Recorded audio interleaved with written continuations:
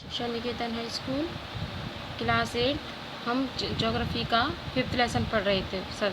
ठीक है, उद्योग तो हम यहाँ तक पढ़ चुके थे कि लोहा किस प्रकार कहाँ से मिलता है और किस तरह से एक सेफ्टी पिन से और हवाई जहाज तक किस तरह से आपकी पाइपलाइन और ये सब किस तरह से लोहे से बनाए जाते हैं। लोहे जो कच्चा इस्पात है उसमें किस किस की ज़रूरत होती है। ठीक है, आज पढ़ेंगे कि भाई जमशेदपुर में जो 1947 में केवल एक इस्पात खाना था, Tata iron and steel company limited. ठीक है, इस पर एक ही व्यक्ति का यानी निजी स्वामित्व था, परंतु स्वतंत्रता के 50 सरकार ने यह निर्णय लिया कि भाई इसका जो सारा स्वामित्व है वो अपने हाथ में ले लिया जाए। झारखंड और खरकई नदियों के समीप साकची में 1907 में टिस्को की स्थापना की गई। ठीक है, किसकी? टिस्को की। और जमशेदपुर इसका नाम रखा गया साकची से बदलकर जमशेदपुर। ठीक है, साकची को कई कारणों से इस्पात संयंत्र स्थापित करने के लिए चुना गया था। यह स्थान बंगाल नागपुर और रेलमार्ग पर कालीमाटी स्टेशन से 32 किलोमीटर दूरी पर था।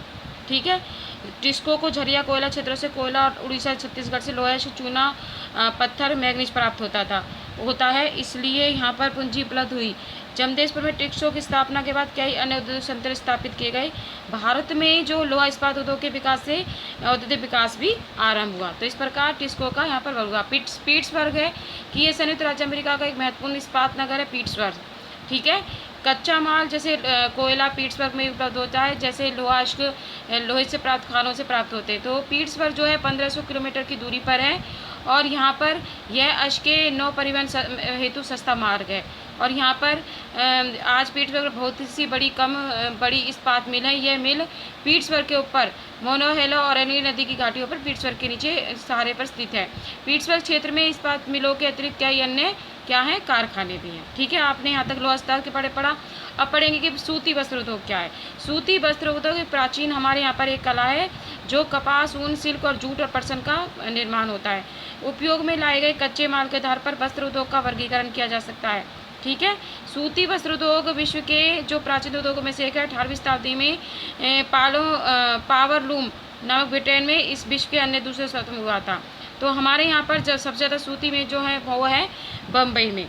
ठीक है, जो सूरत व बड़ोदरा के सुनहरी जरी के काम करने वाले सूती वस्त्र और डिजाइनों के लिए ये स्थान जो है विश्वख्यात है। लेकिन हाथ से बने होने के कारण सूती वस्त्र उद्योग उत्पादन महंगा और बनने में अधिक समय लेता है, इसलिए जो परंपरागत सूती वस्त्र उद्योग पश्चिम के नए वस्त्रों मिलों से सफलता नहीं कर सकता। पहली जो सूती मिल थी वो बम्बई में 1854 में स्थापित की गई थी। कब स्थापित की गई थी? 1854 में। ठीक है, प्रारंभ में यह उद्योग जो था महाराष्ट्र और गुजरात के राज्य में आर्द्र जलवायु के कारण पनपा, लेकिन वर्तमान में आर्द्रता कृत्रिम रूप से उत्पन्न की जा सकती है और कच्ची कपास शुद्ध होती है। यहाँ पर कपास अधिक होती है, इसलिए यह उद्योग भारत के कई भागों में फैल चुका है। अब पढ़ेंगे कि भाई अहमदाबाद में गुजरात में साबरमती नदी के तट पर 1859 में यहाँ पहली सूती मिल स्थापित की गई थी और बम्बई को प्राय भारत का दूसरा सबसे बड़ा निर्यात वस्त्र निर्माता बन गया। इसे जो अहमदाबाद है इसे भारत का क्या कहा जाता है? भारत का मैनचेस्टर कहा जाता है। किसके लिए? सूती वस्त्र के लिए।